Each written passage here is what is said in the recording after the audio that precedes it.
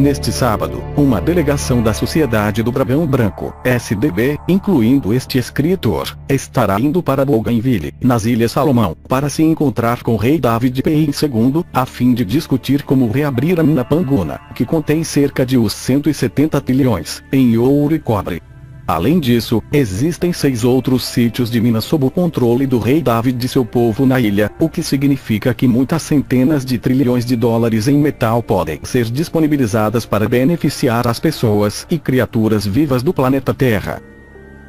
Em 2016, o montante total de dinheiro que a Organização para a Cooperação e Desenvolvimento Econômico, OCDE, gastou em desenvolvimento, foi de uns 142,6 bilhões. Portanto, se mesmo uma pequena fração da riqueza de apenas um dos 6 sítios fosse usado, haveria pelo menos 10 vezes mais dinheiro disponível para ajudar os pobres e proteger o ambiente do que os montantes que estão sendo gastos agora.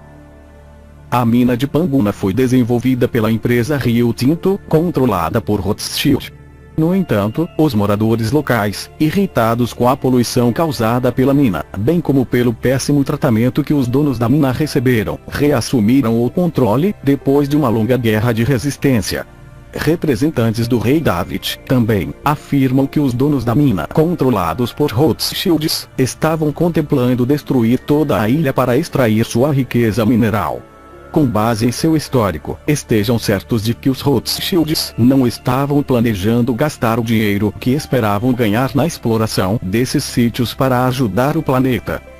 Representantes da Rio Tinto não responderam às múltiplas tentativas da SDB de contatá-los. Se um acordo não for alcançado com os Rothschilds, a SDB, se necessário, usará o peso das forças armadas do mundo para ajudar o rei David a disponibilizar o ouro e outros metais, de maneira ambientalmente amigável e em benefício do planeta. Uma ideia é usar os rejeitos das minas como aterro para criar novas terras para criaturas vivas, de modo que o impacto geral da mineração na ilha seja revertido na criação de mais espaço para criaturas vivas, além daquele existente antes. A SDB irá se reportar mais sobre a situação após uma visita que fará na ilha entre 10 a 14 de junho. De qualquer forma, nos últimos meses, a máfia casariana sofreu uma série impressionante de derrotas, na medida que sua rede de controle planetário entra em colapso de formas cada vez mais visível. Mais importante ainda, mas de uma maneira ainda oculta da maior parte do mundo, é que os casarianos estão ficando sem ouro e a maior parte do mundo já não aceita seu papel, que não é apoiado por nada além de um mecanismo de controle mental de grupo que rapidamente se evapora. As tentativas dos casarianos para obter ouro na Indonésia, no Japão, nas Filipinas e em outros lugares da Ásia estão todas fadadas ao fracasso, concordam várias fontes. Na semana passada, representantes do Citibank e do embaixador dos Estados Unidos na Indonésia, Joseph Donovan, prometeram ao presidente da Indonésia, Joko Widodo, que eliminariam toda a dívida externa da Indonésia em troca de 12.500 toneladas de ouro, mas que voltaram de mãos vazias, disseram fontes da SDB na Indonésia. As fontes da SDB acrescentam que o sultão de Johor, Malásia Ocidental, está envolvido na tentativa de extorquir o ouro de Jacarta.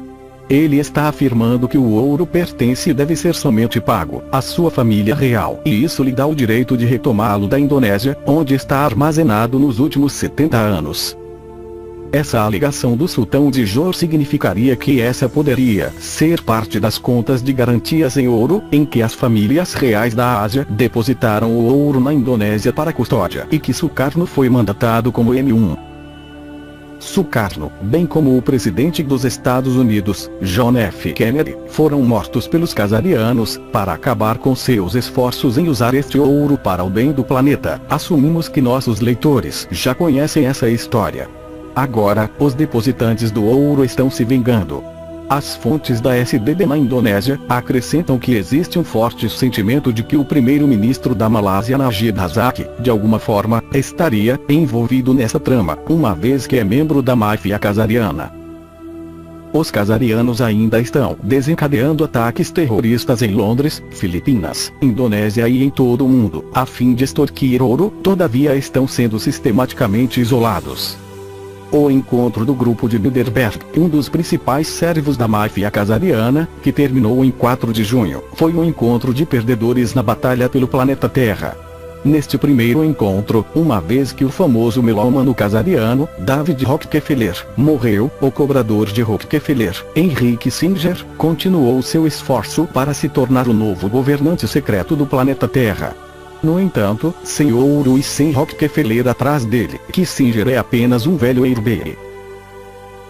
A tentativa dos Rothschilds de assumirem o controle total do planeta após a morte de Rockefeller, também, sofreu um grande golpe, quando o presidente dos Estados Unidos, Donald, renunciou aos Acordos de Paris. Trump saiu dos Acordos de Paris para parar o comércio de carbono e expor o engano do aquecimento global, explicaram fontes do Pentágono.